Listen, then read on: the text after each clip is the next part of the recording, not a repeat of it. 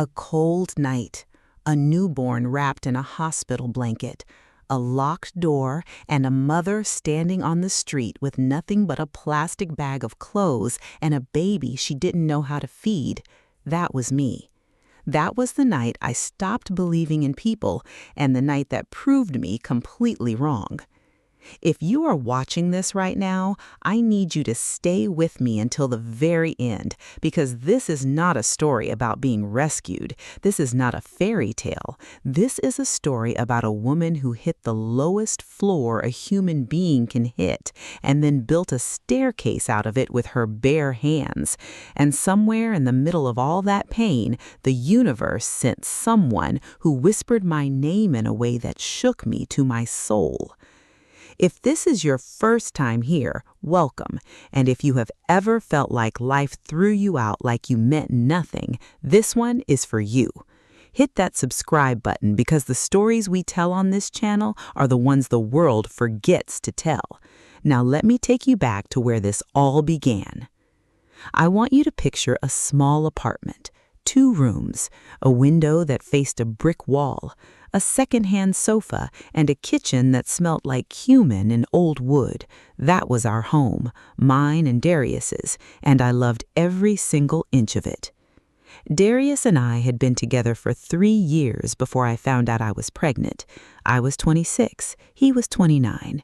We weren't rich, we weren't planning for a baby that soon, but when I saw that little pink line, something shifted inside me, something warm and terrifying and completely beautiful. I told him that evening over leftover rice at a candle that was almost burned down to nothing. He held my face in his hands and told me everything was going to be fine.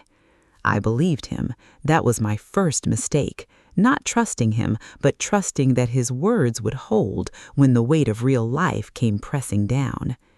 His family was old money, not the kind you see on magazine covers, but the quiet kind. A family that owned agricultural land across 3 counties, had their name on a courthouse wall, and believed, deeply, truly believed, that their bloodline was something to be protected. I had always felt a certain coolness from his mother, Vera, a politeness that had no warmth in it, like a window that looked like an open door. When the pregnancy became impossible to hide, Darius told his family. I was not in the room. I found out what was said through him, slowly, in pieces, the way you find out something is broken by the way someone holds it too carefully.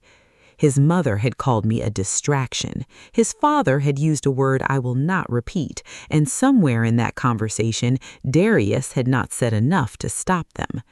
The pregnancy was hard. I worked at a small florist shop until my 7th month. I arranged sunflowers and roses and little eucalyptus stems while my back ached and my feet swelled. I saved what I could, I prepared what I could, and I told myself that when the baby came, everything would settle. Love would settle it. Our love and the love of a new life would be enough to make his family see me as a person. I was in labor for 11 hours. Darius was there for the first 4. Then his phone rang. Then he stepped out. Then the nurse came in alone to tell me I was almost fully dilated. My daughter came into this world at 2:47 in the morning, screaming with a fury that made the whole room feel electric. They placed her on my chest, and I have never, not once in my entire life, felt anything like that moment. She was 7 pounds and 2 ounces of absolute proof that I was capable of something extraordinary. I named her Lena. Darius came back the next morning.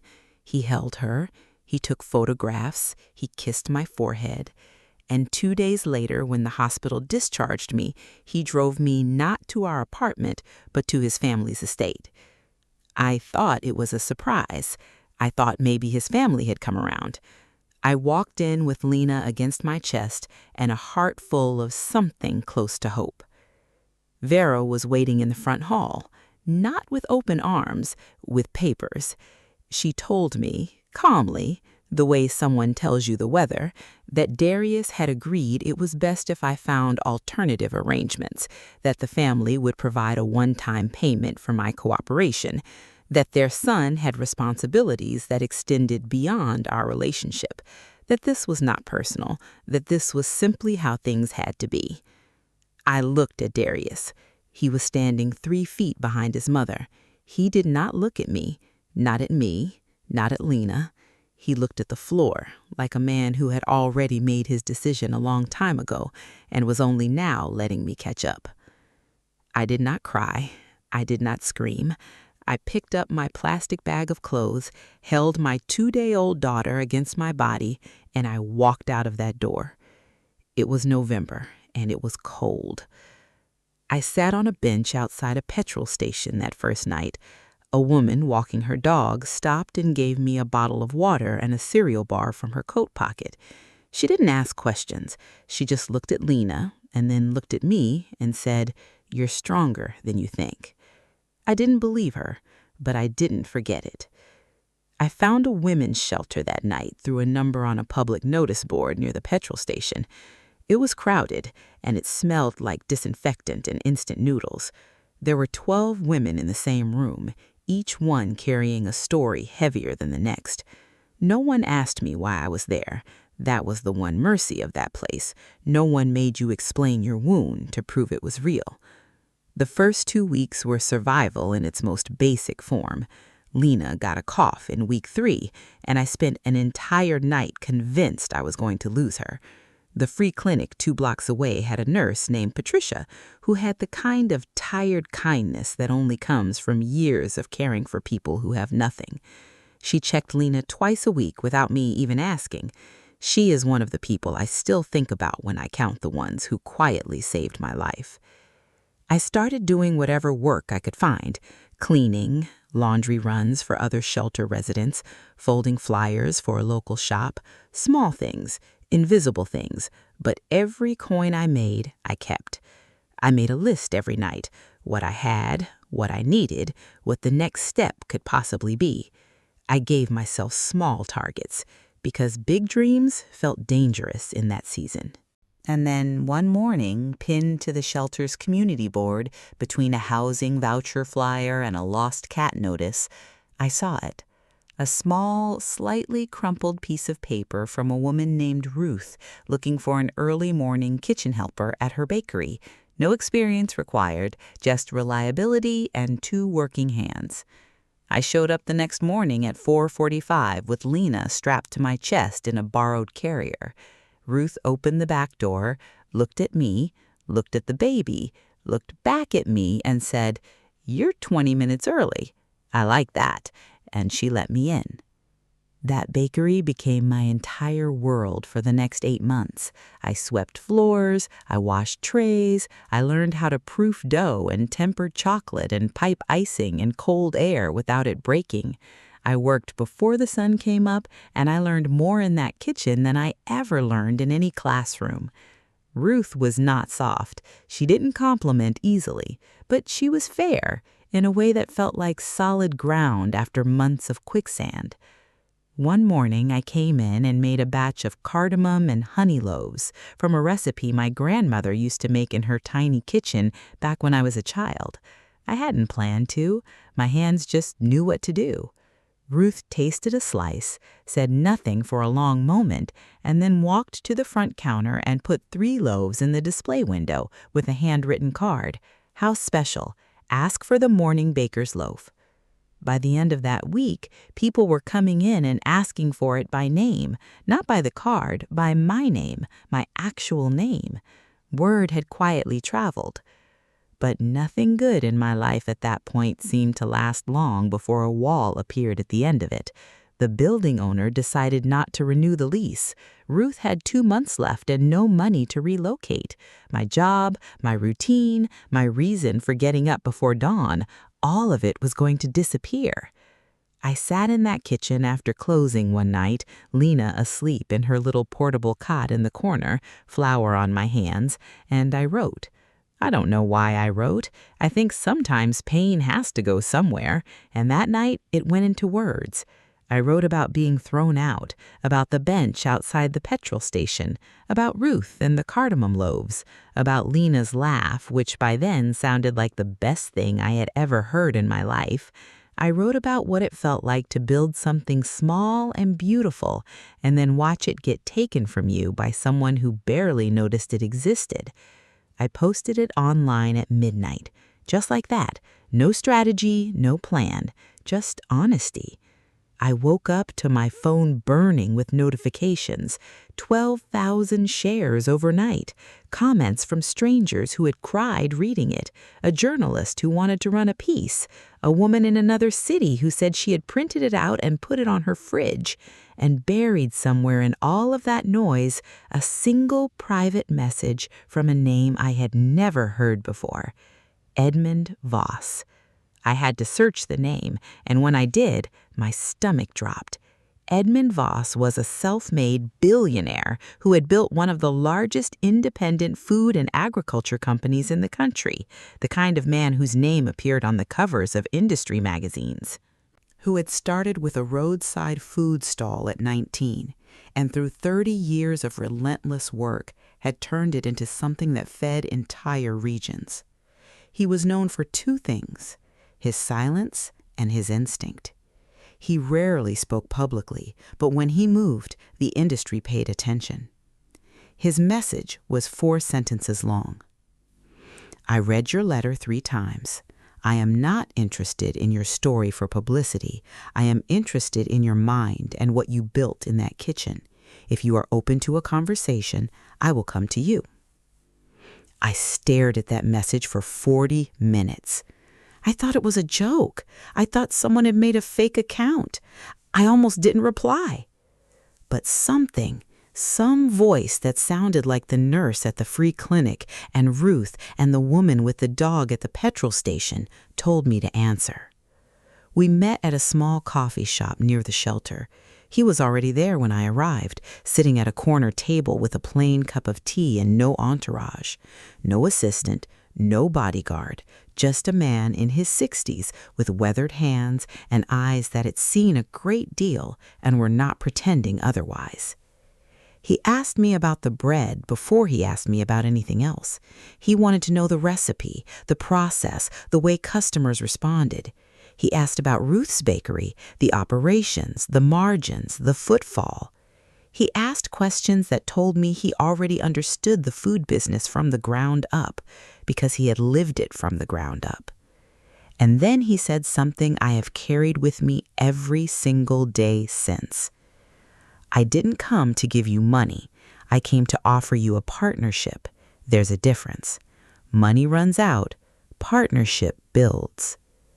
I felt something unlock in my chest when he said that.